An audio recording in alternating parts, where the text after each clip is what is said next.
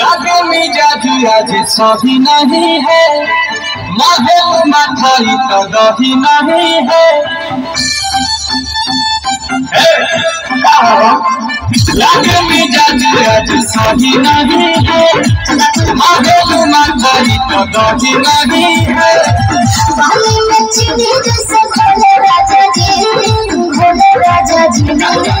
पानी में चीनी जैसे भोले राजा जी, भोले राजा जी। कमरिया गोले गोले, कमरिया गोले गोले, कमरिया गोले गोले गोले गोले गोले राजा जी। कमरिया गोले गोले गोले गोले गोले राजा जी। कमरिया गोले गोले गोले गोले गोले रानी जी, कमरिया गोले गोले गोले गोले गोले रानी जी।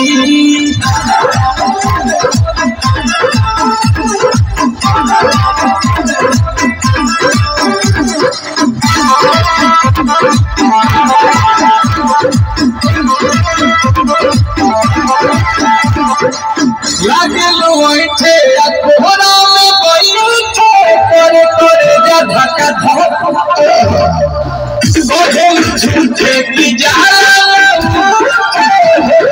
हमारा कसम।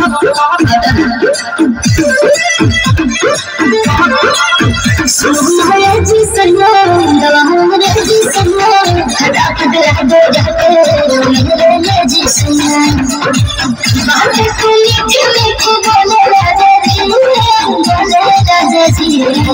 बात को मीठे मीठे बोले राजा जी, बोले राजा जी।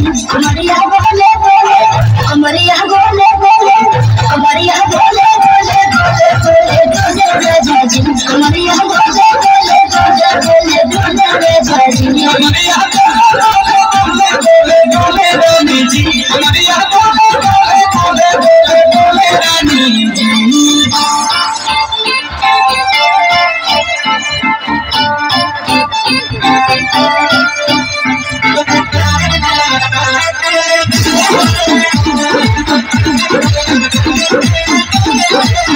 एहो हसीना इशारा के बिना सीना से जलवा के साथ भोला राती गाँव जवानी पानी पिए लुगाटा कहत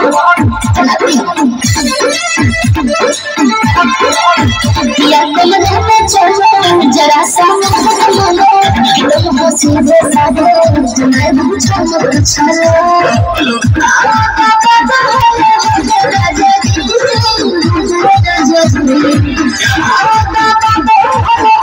राजा जी। राजा जी, राजा जी। कमरिया बोले बोले, कमरिया बोले बोले, कमरिया बोले बोले बोले बोले बोले राजा जी। कमरिया बोले बोले बोले बोले बोले राजा जी। कमरिया गोले गोले गोले गोले गोले रानी जी, कमरिया गोले गोले गोले गोले गोले रानी जी।